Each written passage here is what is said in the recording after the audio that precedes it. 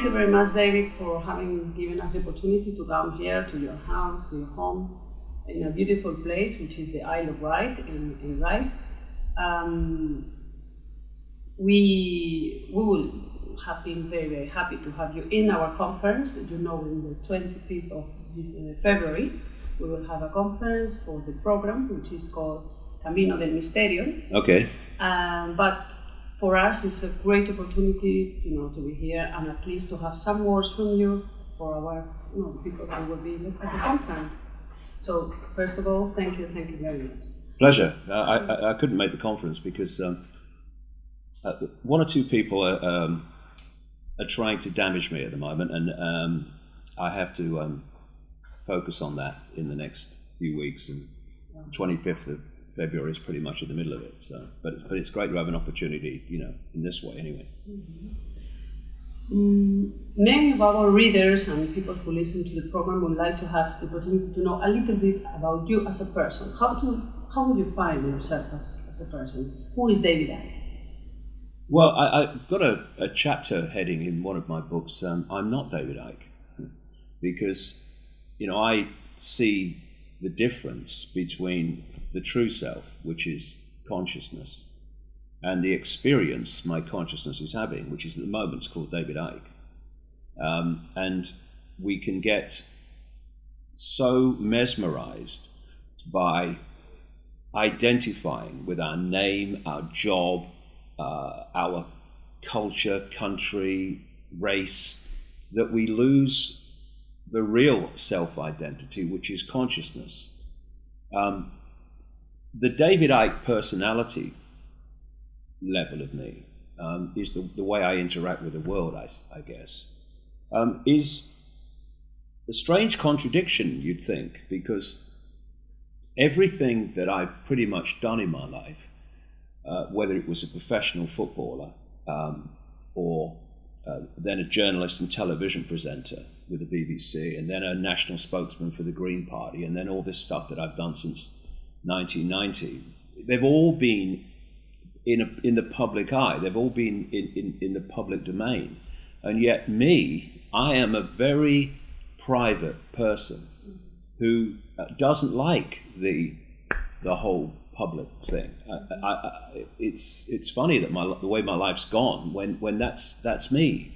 For instance, when I do an event, I'm back at the hotel as soon as possible, in my own space, because I just like that privacy. I mean, I spend now, most of my life has been with other people, but over the last 5 years, I guess something like 90% of my life is alone. It's here, working, researching, and all the other things, and I go out walking alone, and I love interacting with people. I love the events and the interaction with the audience. That is just the nicest thing in my life in terms of my work and everything. But I'm a very private person, and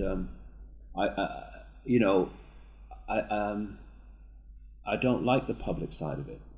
I'd much rather be anonymous. But given what I'm trying to do, I can't be, and that's been a challenge for me. So you can imagine what it was like to experience in the early 1990s that absolute historic proportion level of ridicule that I went through in Britain, when the person experiencing it was someone who doesn't like the public eye, doesn't like, likes privacy. And my whole life was like, here he is, look, every facet of it. But it did something for me. You were chatting before about how did I overcome the fear of reaction from people in terms of what I'm doing and saying. And it's all kind of tied into that, because the greatest prison, or one of the greatest prisons, right up there, that most people live in, is the fear of what other people think. When you fear what other people think of you, then you're no longer living your life You're living their version of what you should be. You're editing your life. You're censoring your life. You are going through these mental processes of what do I leave out? What do I not say about what I feel? And how do I put what's left in a way that's acceptable to these people so they won't think I'm crazy or whatever? That's what happens when you fear what other people think. Well, my concern about what other people thought of me was hit by some nuclear weapon, it seemed like, and just shattered. And that was the years, and it still goes on today in the mainstream media in Britain, but who have no idea what I'm saying. They've never bothered to find out. You know, he thinks lizards run the world. That's it. That's as far as it goes. Is there any more? No. It's just that's it. So you're always going to get that from the mainstream media. But in those days, in the early 90s, early mid 90s, I mean, it was just incessant ridicule. Now, when you even walking around here in your the town where I live was ridicule and laughter. Going into a bar or a pub, just impossible. Forget it. It was just uproar. When that happens to you, you either fold and just withdraw from the world, and it was tempting, but never considered, or like steel going through fire, you come out a different person in a way. And I came through it without that concern anymore about what people thought of me. Now, when you look at life, you can see it as a series of random events. This happens, then that happens, and that happens, all by accident. Or when you look at your life, and certainly it's blatant when I look at mine, you can see things happening that eventually become a clear sequence of events that are leading somewhere. And when you think of the information that I'm writing and talking about years after that period of mass ridicule, if I had not been cleared out of the fear of what other people thought of me by that experience, that extreme experience, there's no way I would be talking about and writing about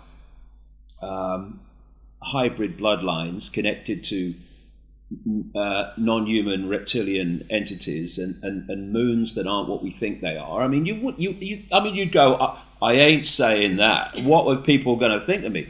And because of the ridicule, I can do it without any even vague resistance of what will people think, because people can think what they like. They have every right to think what they like, but then so do I, and that's the bit that we forget often. And so when I look back at that mass ridicule, I can't say I look back at it with affection. It was horrible. And my children were ridiculed at school and followed to school by journalists, and it was all horrible stuff. But it gave me a massive gift, and I've said many times in my books and interviews, life often gives you your greatest gifts brilliantly disguised as your worst nightmare. And it gave me my worst nightmare, but it also gave me, with hindsight, my greatest gift. Your personal awakening, as you also commented, started in Peru. At least one very, very important experience you have. And I'd like to ask you, what intelligence do you think they are behind this personal awakening for you?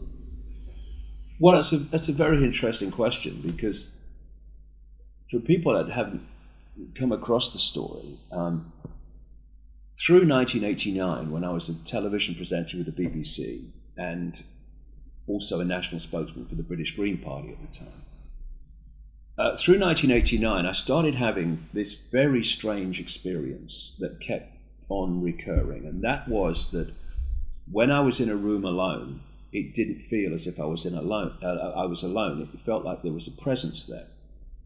And this got more and more powerful until the spring of 1990, when I'm in a hotel in London called the Kensington Hilton, working for the BBC, just across from where the BBC is in West London.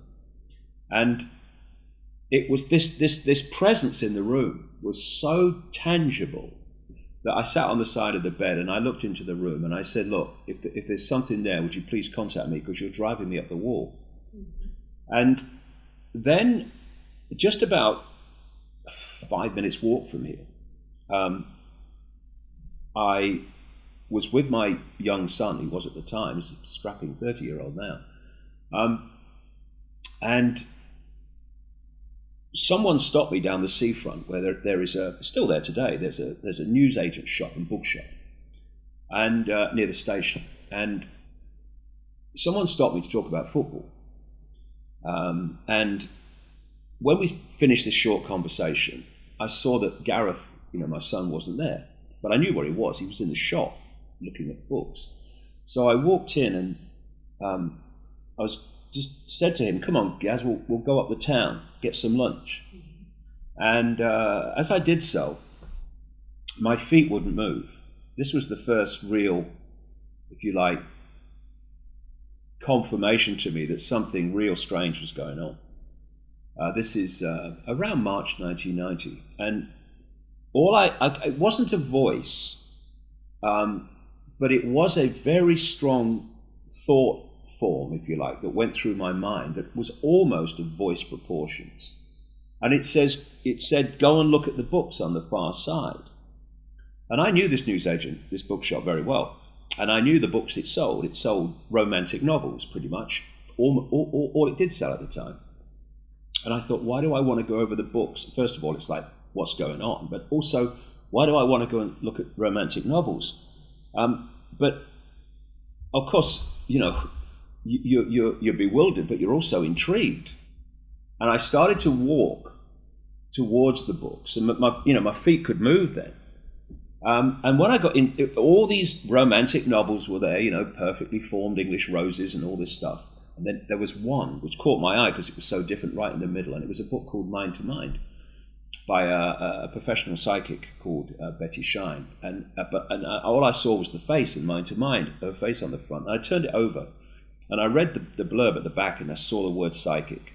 And what really struck me was, would this lady pick up, because I'd never been to a psychic in my life before at the time, would this lady pick up what I'm feeling around me, this presence?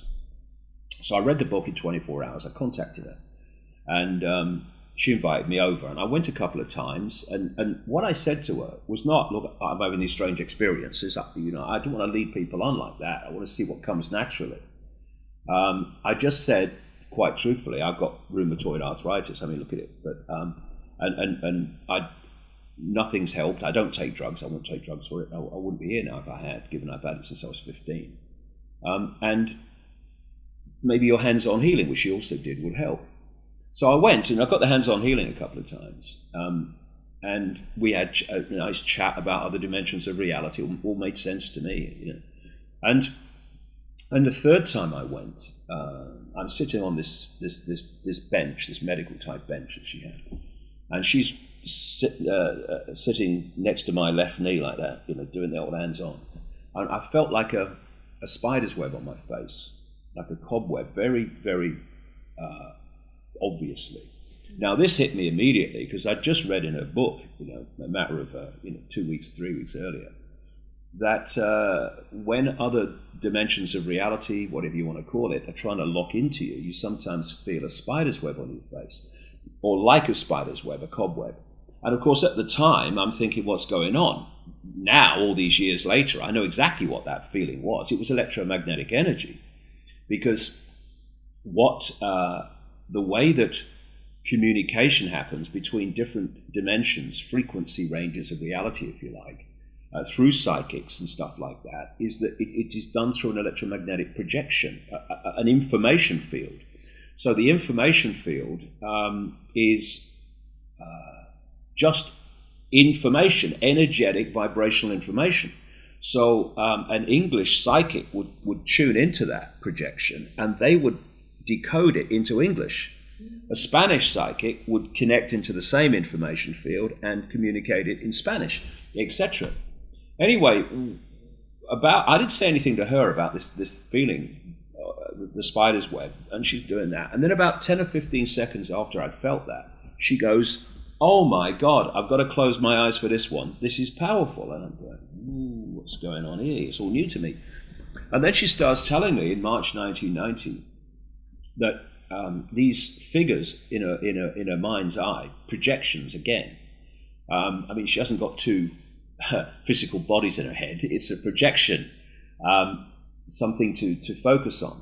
And she was telling me what these figures were asking her to tell me. And it was that I was going to go out on a world stage eventually and reveal great secrets, that I was going to write a series of books, that there was an energetic transformation coming, which I dubbed the truth vibrations at the time, because what I was told was this energetic vibrational change, which I now would describe as an information change in the information fabric of this universe, was going to act like a spiritual alarm clock. It was going to wake people up from what they were in, which was basically a hypnotic state, a coma state, living a fake reality, as I would say today.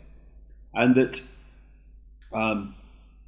these truth vibrations, this vibrational change, was going to have that effect. It was going to get people to start waking up like Sleeping Beauty from the amnesic state. And it was also going to bring to the surface all that had been hidden from us. And if you think about it, that was 22 years ago as we speak. In 1990, there was absolutely no sign or evidence whatsoever that there was going to be some colossal human awakening. And certainly there was no evidence that all this stuff that has been hidden from us was coming to the surface. But when you look at it now from the perspective of early 2012, wherever I go in the world, and I did a big world speaking tour last year, so I spoke in all parts of the world, there is a global awakening happening. It's not the vast majority yet, it's not the majority yet, but at different levels, people are awakening and they're looking at the world and themselves and reality in an increasingly different way, more expanded way. And events in the world are in many ways triggering this, because people are looking at this mayhem that's going on and going, what's happening? What's happening? They're looking for answers. And then you look at what we know now about how the world is controlled by a network, a cabal of families that control the banking system, the political system, the transnational corporations, the oil cartel, the pharmaceutical cartel, the biotech cartel, the global media, mainstream media, etc.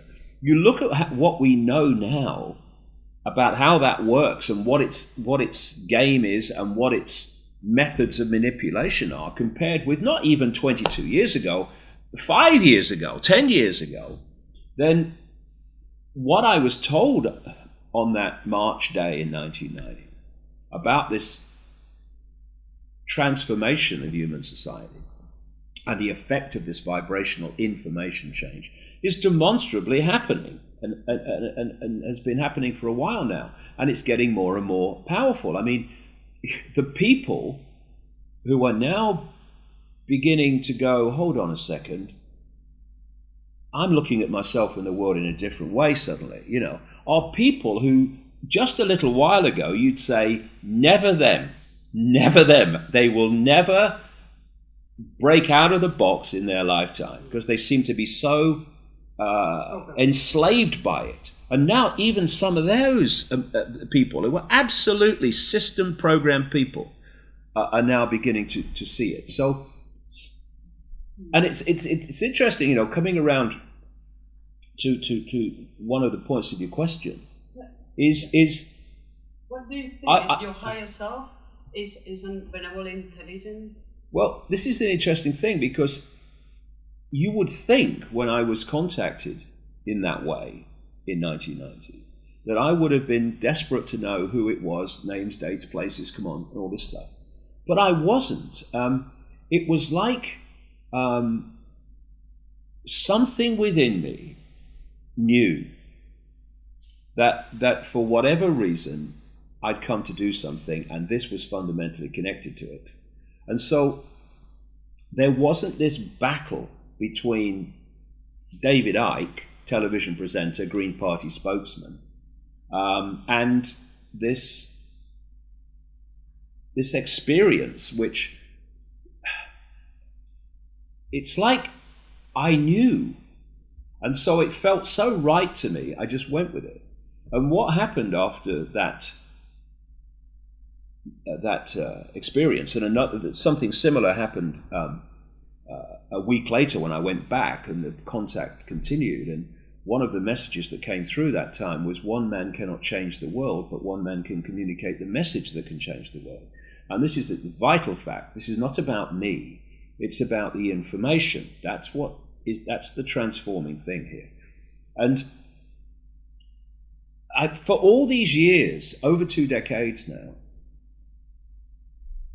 every now and again you might have a little thought, I wonder what this force is that, because it was blatant from that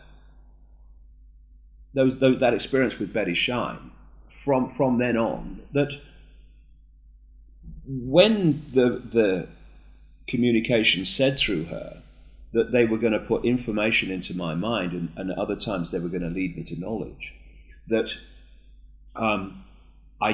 there was no need for arduous seeking. All I had to do was follow the clues they would give me, because it was all arranged a long time ago and before I kind of came here as David Icke. From that time, absolutely that happened. It's been like some hidden force handing me pieces in a jigsaw puzzle, virtually in the order necessary for me to see where they go. And if that had not been happening all this time, I would not have produced all these books. I would not have been have put together all this information. I would not have connected all these dots. If just the David Icke level of me, I'd been left to get on with it, I might still be on book 2, and it would be nothing nearly as expansive as what it is. There is a force, and only very recently, because I had this feeling that I wanted to go back to Peru, where so much happened to me in February 1991. Incredible experiences, paranormal experiences you would call them. I've just had this feeling for like 6 months or even a bit more. I need to go back to Peru, and I was going to go back on my own. And then some organisers in Australia who I worked with last year said, "Well, why don't you get some other people to come with you, and we'll make it an event that more people can share." So because of that, my mind has actually been turning even more recently to what is this force? Mm-hmm. And I do think that at some point I am going to get very clear confirmation of what it is. I don't see it, you see. I don't see it as like extraterrestrials in some ship or something like that. I see it as a level of awareness, a level of consciousness. And in the end, while we perceive ourselves as so-called humans and our name and job and income bracket and all the rest of it, we are all, in the end, if we open to it, we are all higher realms of consciousness. So in the end, because everything is one, at some level we're communicating with ourselves. The question is, how expanded is that level of self that you are communicating with? Because if you shut out the higher levels of self, you get pulled into mind-body, which is basically filtering and decoding and perceiving everything through the 5 senses, which is a very, very low, narrow, incredibly limited range of perception, and that's where most humans have been and still are, because the system has been structured to put them there. And this is a key reason why when people who, throughout history, whoever they are, who have opened their mind to a greater consciousness, not that it means that they're special and you know, messiahs. It just means they've opened their mind to what anyone can, higher levels of awareness. So your point of observation of everything changes. That's why they have been ridiculed and or condemned or dismissed throughout history, because what they are perceiving, what they are decoding, is not being perceived and decoded by the vast majority of people who are still in that closed-minded state. And thus it's like a person talking one language trying to understand a person talking another language. They just don't understand what you're talking about, mate. But what's interesting is as this collective awakening it happens, people are going through the same process. And so more and more people are starting to look at what I'm saying because they're starting to decode the same stuff, and therefore it's starting to make sense to them. Could you tell us about any of these paranormal experiences? Something that happened recently, for example. Well, what happened in Peru was a life-changing experience, and funnily enough, the organizers of the return to Peru, you know, a group of people, they've organized it so that my 60th birthday will be celebrated, if you like, in a stone circle in Peru, and it's for a particular reason. After the Betty Shine experience, the old life fell apart. Very soon after, within like 2 months, maybe slightly more, of the meeting with Betty Shine, the BBC announced they weren't going to renew my contract, so I was out of work. And I could have looked for other media work, but this was telling me, no, there's another road now. And so I didn't. And I spent 1990 basically walking around going, you know, what's happening to me? Trying to get together what was happening and where I was supposed to go, and it was bewildering, really. But in that period, I put together a book which I called Truth Vibrations. After this vibrational change, I was told was going to come, and demonstrably, it's here now.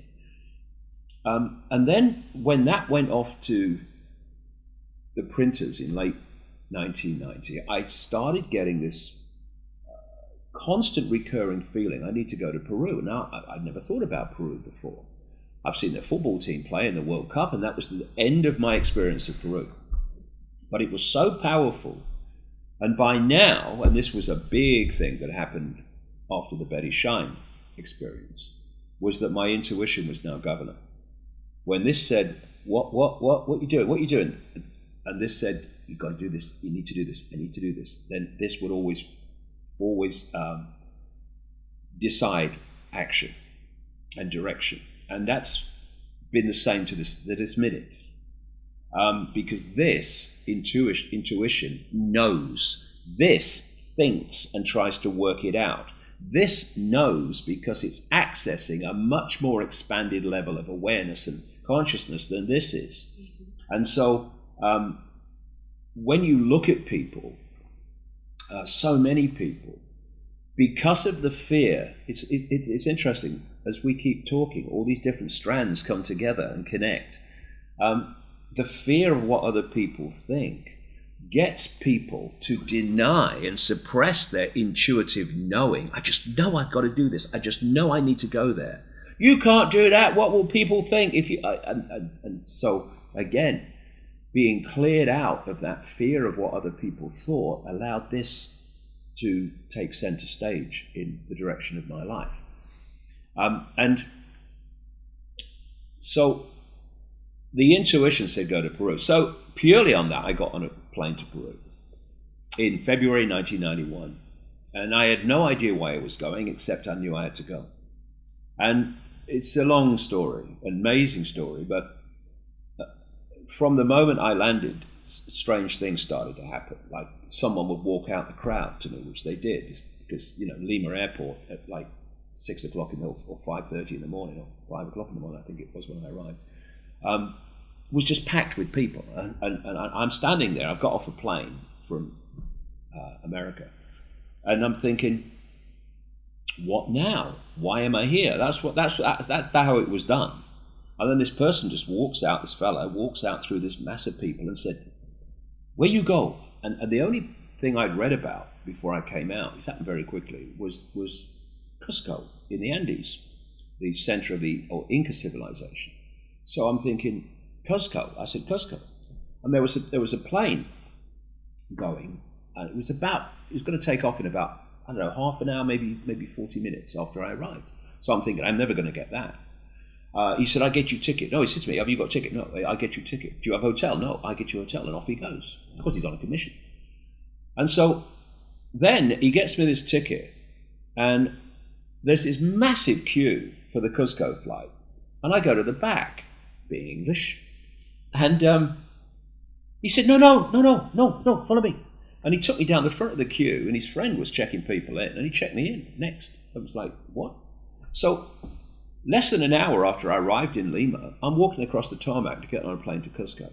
And from that moment on, this whole synchronistic series of events happened. For instance, when I got to Cusco, I'm now in the hotel, I'm sitting there, and I'm thinking, well, what now? And someone had said to me, if you need any help in Peru, this is a friend of mine, give them a call. So I called them, and because they worked in a local travel agency in Cusco. And they said, well, come and see me. And I went to see them, and they said they then got on the phone organising all my travel, Machu Picchu and all this stuff for the next 2 weeks, 3 weeks. She said, you need a guide. So I've got just the one, picks up the phone, talking in a language I didn't understand, and then I went round to see this guy the next morning, and we were going to go off, and he was going to take me around Peru. He was a professional Peruvian guide, with all the Peruvian clothes you would expect. And I went round to his home to join up with him the next morning, and I knocked the door. There was no answer, and I pushed the door, and it opened. So I walked into. I'm looking, and there he is. He's not in bed. He's asleep on the floor, with his hat on and his blanket. And he looks up at me, and he said, not hello, how are you? Nice to meet you. He said, do you have any dreams last night? I'm thinking, what? And fully enough, I'd had this absolutely vivid dream the night before that one of these two middle front teeth had fallen out. So I told him. He said, is your father or grandfather still alive?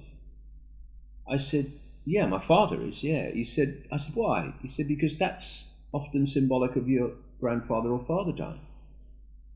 Next time I got a phone call to England, a few days later, the father had died back in England.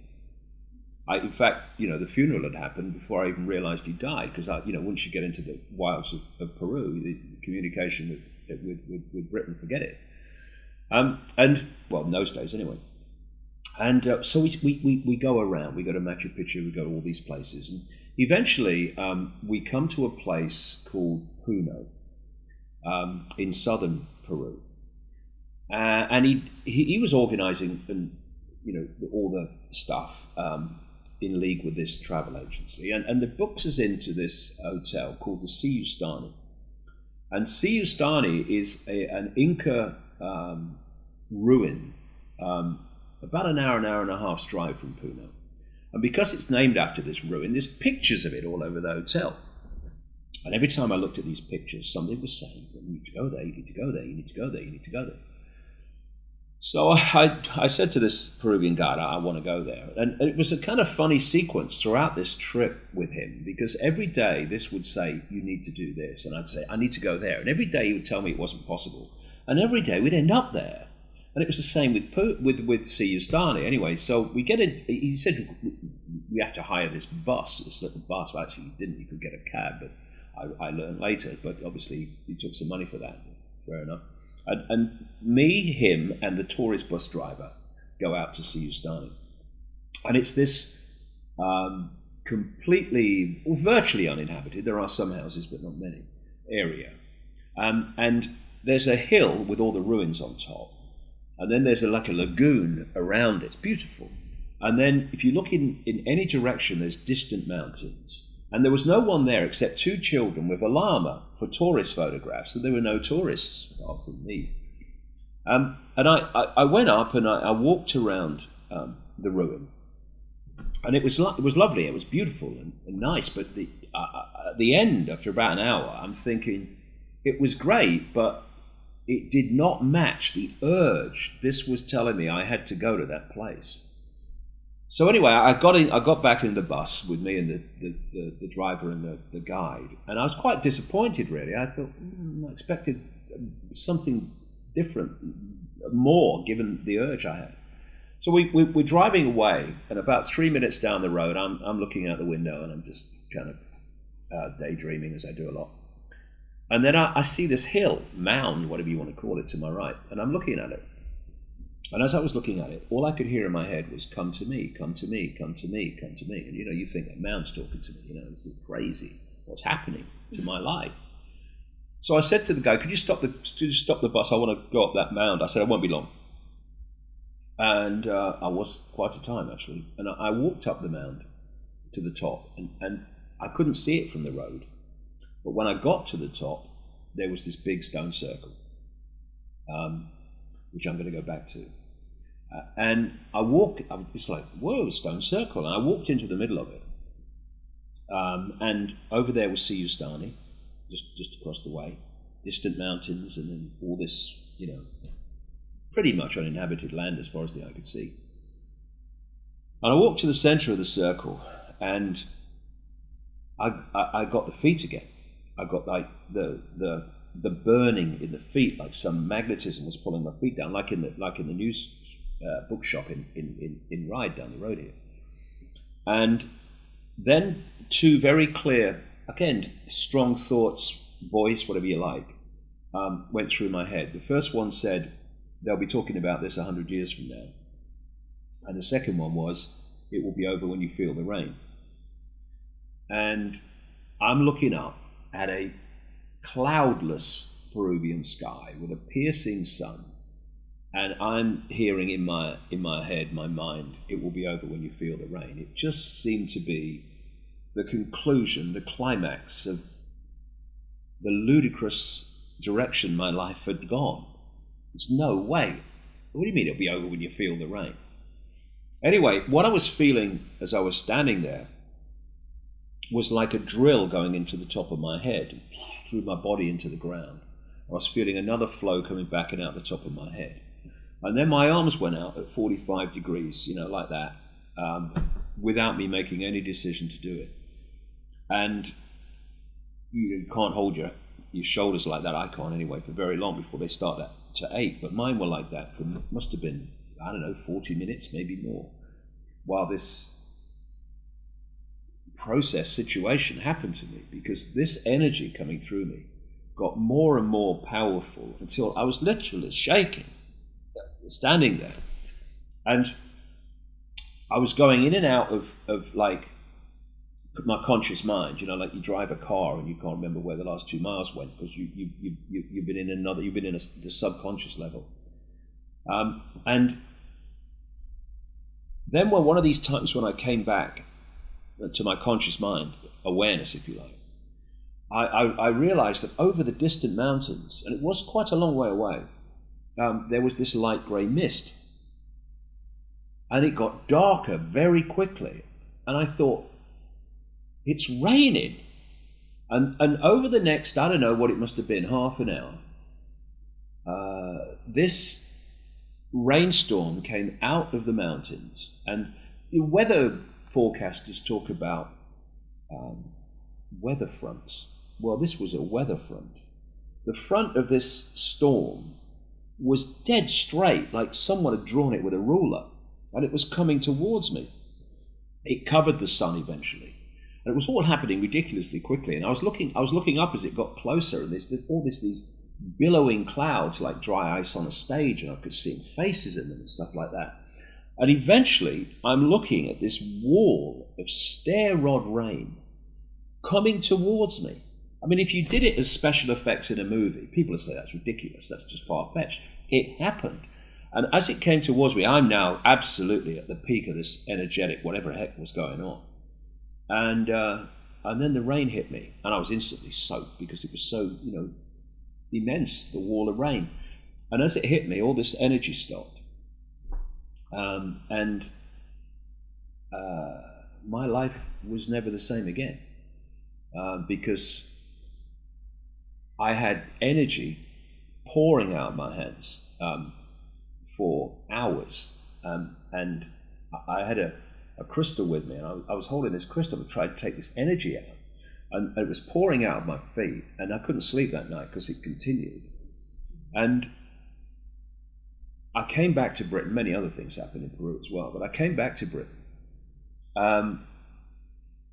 and the book, The Truth Vibrations, was coming out, and the media started to get hold of the fact that something strange was happening to me. And that's when I went on the chat show on the BBC prime time called The Wogan Show, and the ridicule started in earnest. But what happened after that experience in Peru is that for 3 months, it was about 3 months, maybe slightly more, I didn't know what was going on. I can see it now as I look back at it, that whatever hit me in Peru burst that bubble that we live in. And with the bubble bursting, information and concepts and perceptions poured into my conscious mind, and you just couldn't process it. You know, when you press too many keys on a computer, it freezes because it can't process so much information at the same time. Well, that was what happened to me. And so for 3 months, I mean, I didn't know what planet I was on, where I was, or anything. And then one day, after all the ridicule and all the stuff, and that's all people remember because the media's in a time warp on that in this country, suddenly it was like everything morphed into clarity. It was like the computer just unfroze. And now, people were saying to me who knew me, hey, I thought you'd gone mad. You're the same guy I've always known. Well, on the outside, I was. David Icke was back, if you like, but not the one that had left, because now I could see the world in a completely different way, and I could see what I couldn't see before in terms of the way the world was being manipulated in a very coordinated fashion, while being presented to us as random events that aren't connected. And I've come on from there. Connected to all these subjects, because you were before talking about the need to open to a greater consciousness, but at the same time, you are also very conscious of the manipulation through things like New Era, and people feeling that they are contacting with higher beings and stuff like that. Yeah. And feeling with the heart and things like this. But at the bottom of the question is, how come many people can feel the difference between opening to a higher benevolent influence or to a manipulative force? Yeah, this is a very interesting question, and a very, very important one. I see so many people over the years who, for want of a collective term, come from a New Age direction and call themselves spiritual and all this stuff. And it's words. It's words. They're not open to a higher level of consciousness. They are still in their mind. They're still in the box, but all they're doing is expressing the box in a different way. I've met some really lovely people who might be termed New Age, genuine people, but some of the most vindictive, manipulative, deeply unpleasant people that I've met in my life have been love and lighters, because for them it's all words. It's all selling an image to hide the fact that behind it is something very different. And it seems to me that the harder you try to sell an image, the more blatant it is that there's something behind the image you want to hide, because you don't have to sell the real you. You have to sell a facade of you, because the real you doesn't need selling. And so if you kind of open your self to other levels of reality, the question is absolutely what level of reality, because so many people, especially in the realm of this cabal, big time, are actually having their mental and emotional, what passes for emotion, their mental and emotional processes possessed by entities and projected possession that is controlling their thoughts and dictating their actions and perceptions in a very, very deeply malevolent, horrific way. So it's not connecting to something else, it's what are you connecting to? And in the end, what I've found over the years is there's a certain resonance, and I've learned to trust it, and I've learned to trust it because it's proved to be accurate so many times. In the end, that's the outcome. Are these different things you're perceiving in terms of communication, do they prove to be accurate or not? And there's a certain resonance when I look at something, and there's a resonance that goes, yes, yes, yes, yes, and there's another one that goes, no, no, no. And I've learned to feel that and see it. And I've had people say to me, insiders, and they say, you've quoted a disinformer in your book. I said, really? And they said, yeah, but you've only quoted him on what's true, right? Because disinformers don't tell you 100% nonsense. It's partly true to pull you in, and then they twist it. And he said, how can you do that? I said, well, I didn't knowingly do it, but something of what he was saying went, yes, yeah, and the other one went, no. And so there's an energetic resonance that you feel. And then there's the other thing, which is, what is the outcome of this? What is the direction that you're being taken by this which is guiding you, influencing you, if you like? And when I look at what I do and what I've done for 22 years, and I'm following this guidance, if you like, I've dedicated my life completely. I mean, I live alone. I've lived alone for 5 years, and in this little flat, and this is where I work all the time if I'm not traveling. And I've dedicated my life, thanks to all this, to uncovering how people are manipulated, how people individually and collectively are suppressed, the techniques of manipulation and suppression, where this cabal wants to take us, what the cabal is connected to, and absolutely prime for all that to be dealt with. Who are we? Where are we? And what is reality? And so when I look at the direction I've been taken, and the information that's come to the surface as a result of that, information that talks about, loving each other rather than hating each other, cooperating rather than competing, and all these things, coming together, putting down the fault lines that divide us of religion and race and culture and stuff. I mean, let people have them. Good luck to them. None of my business. But don't let them be this divide and rule fault line network that they are, that they've allowed to become. When I look at all that, when I look at the fact that nothing that I've been guided to communicate is about people fighting each other, hating each other, being violent or anything, then I look at that and I think, that will do me. I'm happy with the direction and the nature of the information that I've been guided to communicate, and that feels to me as if there is some force that has the interests of humanity at heart, that is trying to bring an end to these eons of human control, suppression, and horrific treatment of people in so many ways over thousands and thousands of years. So I'm at peace with that.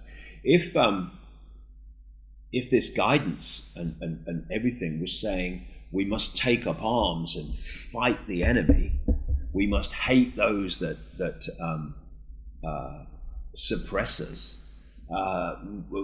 we must hang them from trees, then I'm thinking, hold on a second, this ain't a force for good. But that's not what's happened. So that's how I've worked with it anyway. What do you think is the structure of reality? People are talking about dimensions, timelines.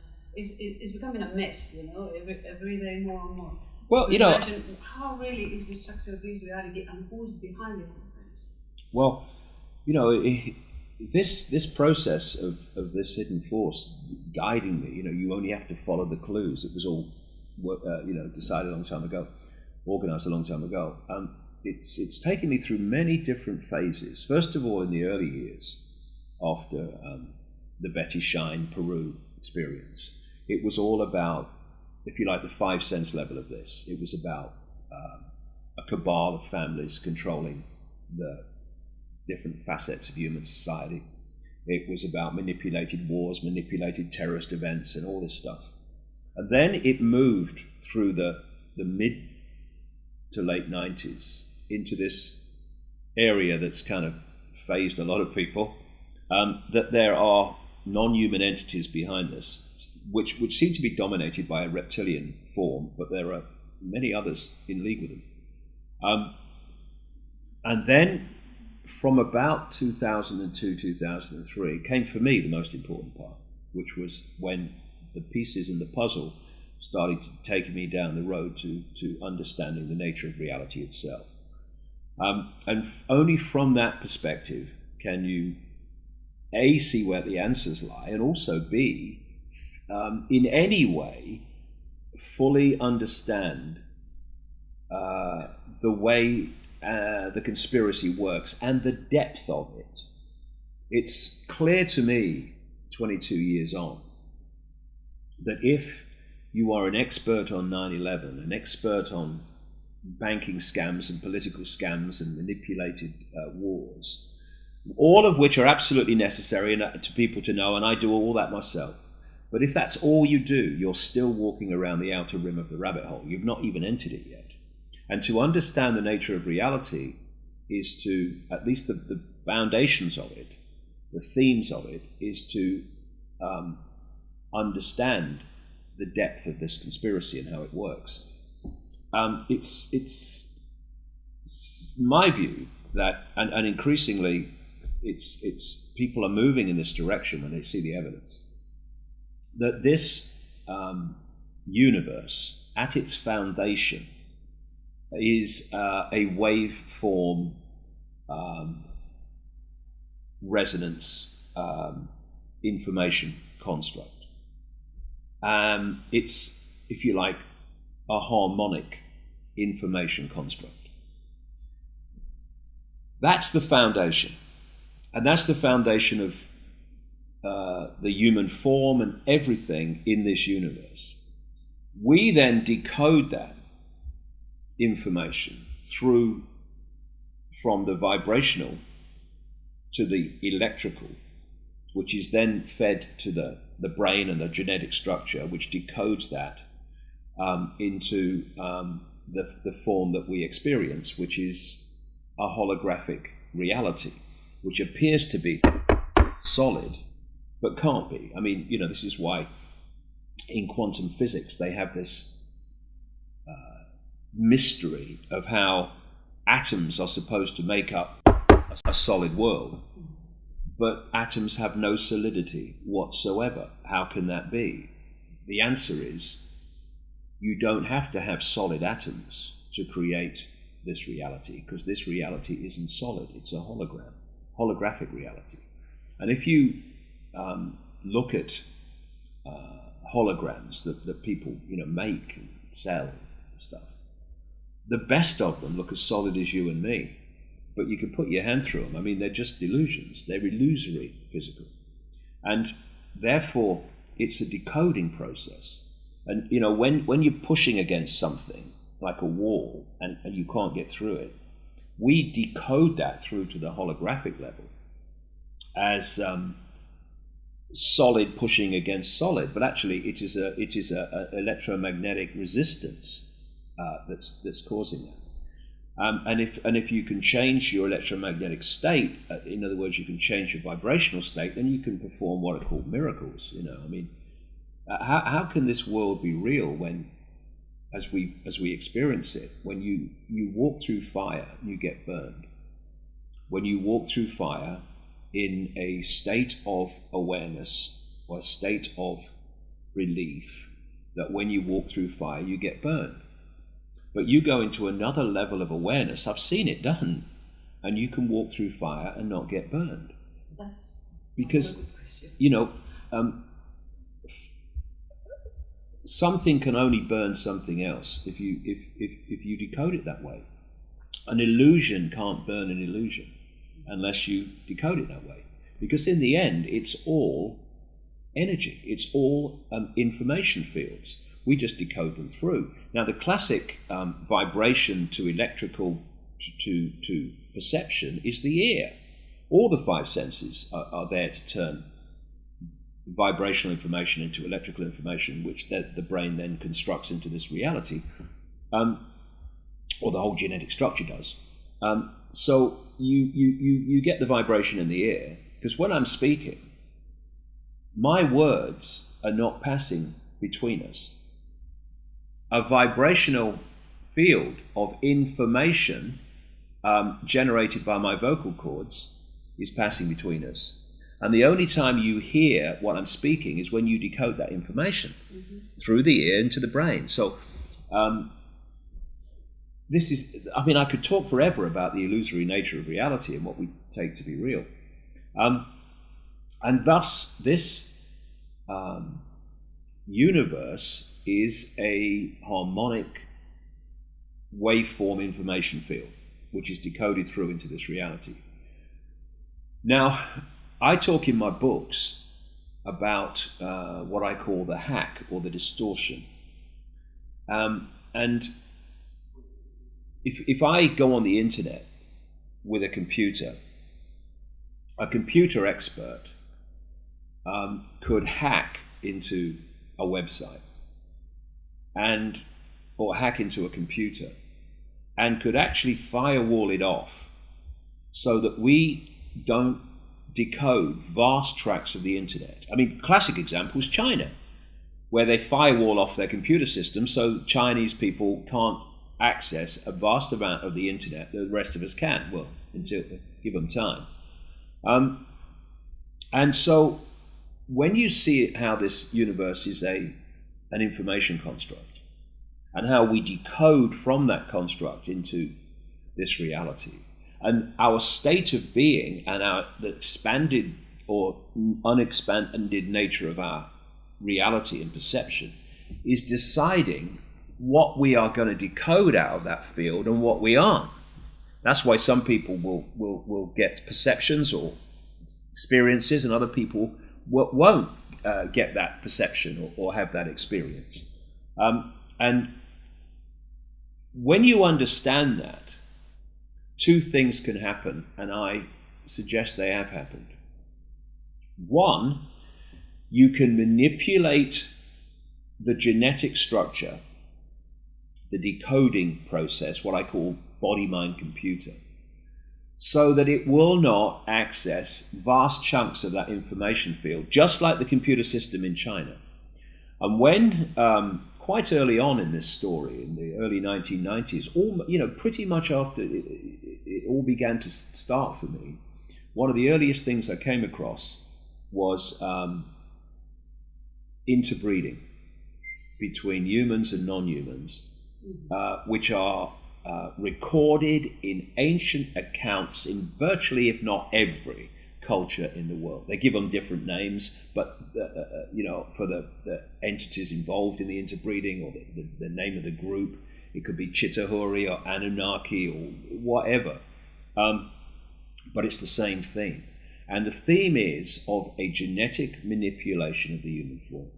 And we see genetic manipulation from our perception of reality. What these manipulating entities see, the way I see it now, is it's like a biological computer, and you can program it and you can change how it decodes reality. And it's interesting that depending what scientists you talk to, they say that between 90 and 98% of human DNA is what they call junk DNA or non-coding DNA, because they don't know what it does. So it's the idea that you'll call it junk because we don't know what it does. I mean, the idea that 90 to 98% of human DNA has no purpose is ludicrous. The question is, what is its purpose? And what I find fascinating, because it really is the direction that I've been going for a long time now, is that some cutting-edge, open-minded scientists who have looked at this, they are coming up with the fact and discovering the fact that absolutely it has a purpose, this non-coding junk DNA, and also it has its own language, which is very different to the DNA we seem to know about, or think we know about. And what I'm suggesting in my newer books is that within non-coding DNA, a software program, as I would call it, has been put into the human genetics. And it is running human perception. If I put a software disk in a computer and I press the right buttons, then that computer's reality on the screen will be that software program. And when you think how human emotion is one of the greatest controllers, suppressors, and drivers of human behavior and perception, and then you realize that actually the way the body reacts to emotion of various kinds is not the body reacting to some external thing. The emotion is coming, human emotion as we perceive it and experience it, is coming from the body. And what I'm saying is it's coming from this software program within non-coding junk DNA. And if you are in body-mind, five-sense reality alone, then there is a very, very good chance that you go your entire life in this world without having a single original thought or emotional response that hasn't come from the software program. That's the scale of human control, and that's how deep the rabbit hole goes, and it's only as far as we are now. So we have the thoughts and we have the emotional responses, but where are they coming from? When you see people like Carl Jung, the famous Swiss psychiatrist, and others who talk about archetypes, they say that they can basically break down human personalities into 12 big archetypes and combinations of them, some others too, but really major ones. Well, hold on a second.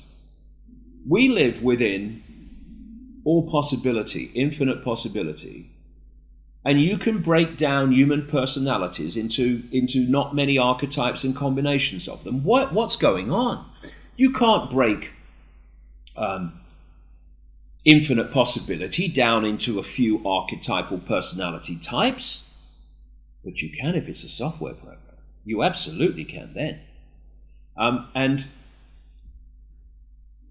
so that is running through human, the human system. And if you go into a quiet state, and you can do this if you work at it. You can literally observe your own thoughts. You know, the chatter in the head never stops. You know, you go into a quiet space. And what did I say? And we take that to be us. But you can go into these states of awareness where you literally just move back and observe your own thoughts, and you can listen to them, and you can observe them and going, it's ridiculous. This is ridiculous. What are you doing? But then the question comes, what's observing those thoughts? The real you. What are those thoughts? The software program. And what the system has done systematically is to get us to identify, confuse who we really are with the software personalities that we're given. And so, when you start to break out of the software dominance, and you move your point of observation beyond the program into the realms of true consciousness, then those who are still running the program thinking it's them, they're going to think you are insane or dangerous or ridiculous, because they literally cannot compute through the software what they're doing, what you're saying rather. And so this is what the awakening is that I was told about 22 years ago. It's breaking open the mind to move your point of observation from the software program into levels of our awareness that are beyond the software program. And at that point, you can see what the software program is actually there for us not to see, which is all the things that are going on around us that we don't connect, we don't think are possible, because the software program is telling us what to believe. And then it goes to the next level, because as these pieces in the puzzle started going into this direction, you have the software program running through the human body computer, if you like, which we take to be us. And that's incidentally why, you know, if you type data into a computer and then you press enter, you pretty much know, well, you bloody well know what that computer's going to do, because it's programmed to do it. In response to that data, press enter. Wherever you go in the world and you watch people in different situations, i.e. the situation being the data on the computer, then you press enter, i.e. the response of people to that situation. All over the world, invariably, you will see people of different cultures and what have you react in the same way, usually through emotional responses in the same way. Why? We live in infinite possibility. There are infinite possibilities to react to that situation, but the same ones keep recurring. Why? The same reason. And so there's that, but there's also what I call the hack, which is that this force that is behind human suppression and behind the apparently human families that are behind the suppression in the world that we live in, has created a fake reality. It's hacked into the information construct of the universe, this part of it anyway. And it has created a fake reality which is being fed to us. I think the moon's involved in this. As I go into in the latest book, Remember Who You Are, Saturn is big time involved in this.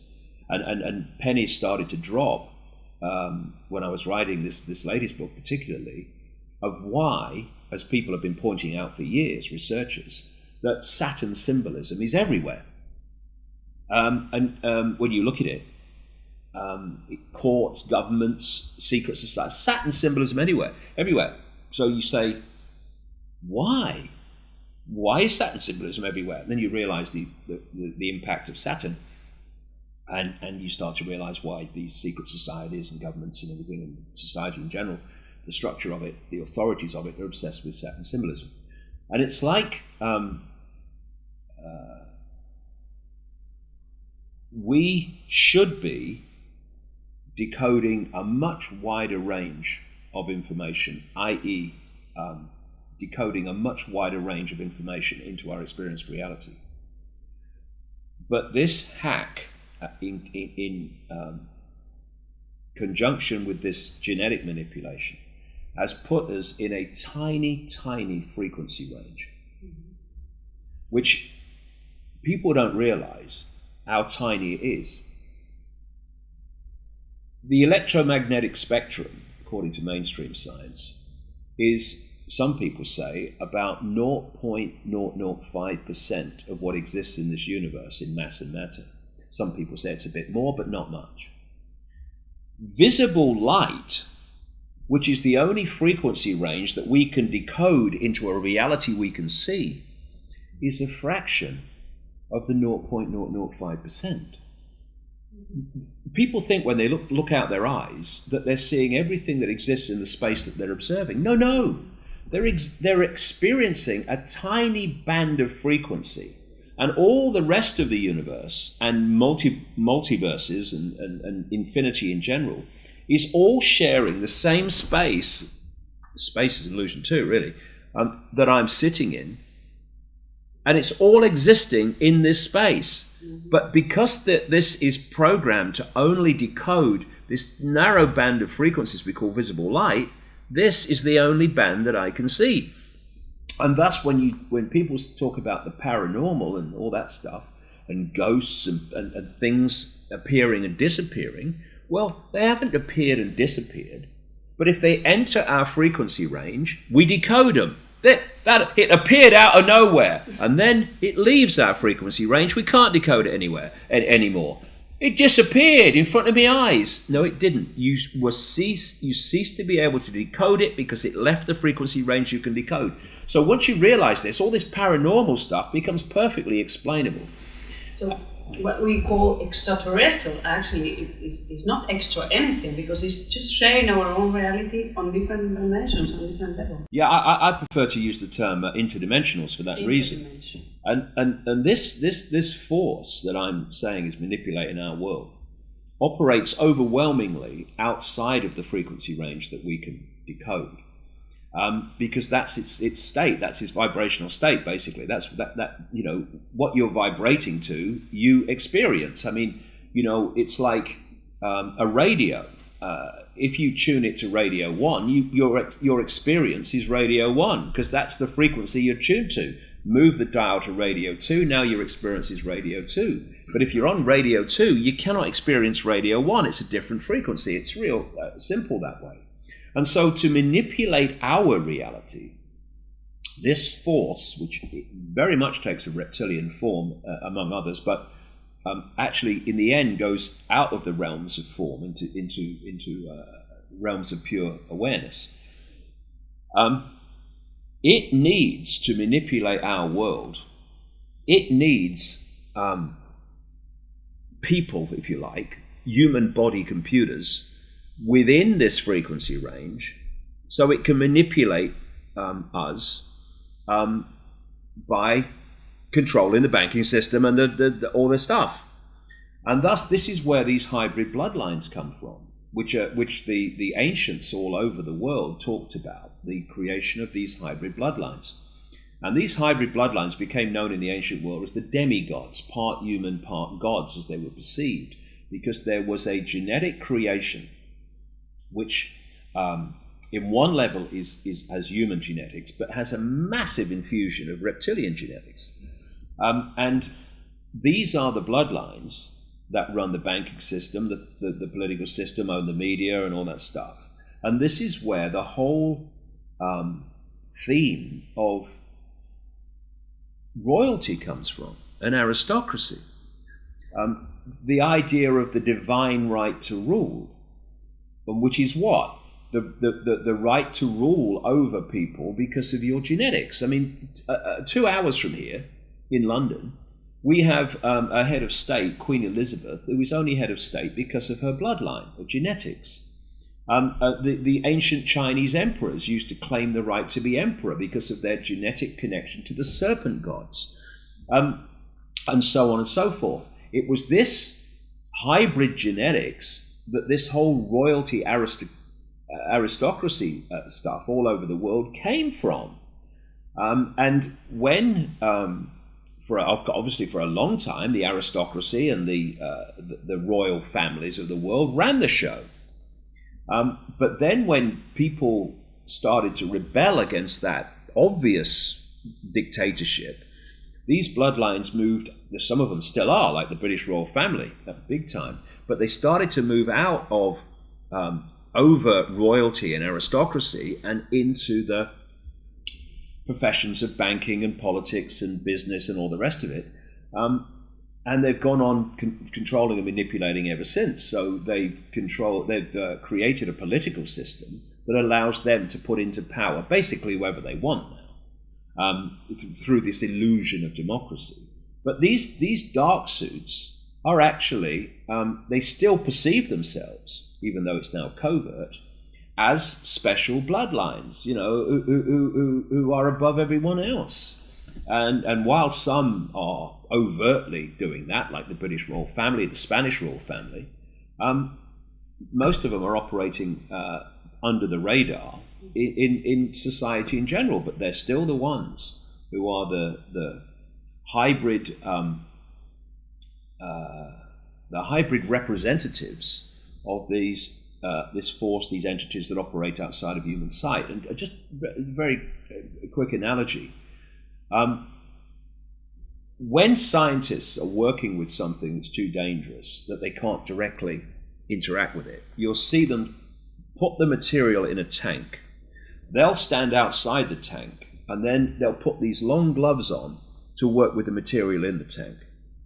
Well, if you take the scientists to be these entities operating outside of human perception, you take the tank to be our reality, and you take the gloves to be these bloodlines that are representatives within this reality of this force. That is basically the dynamic, the association between them.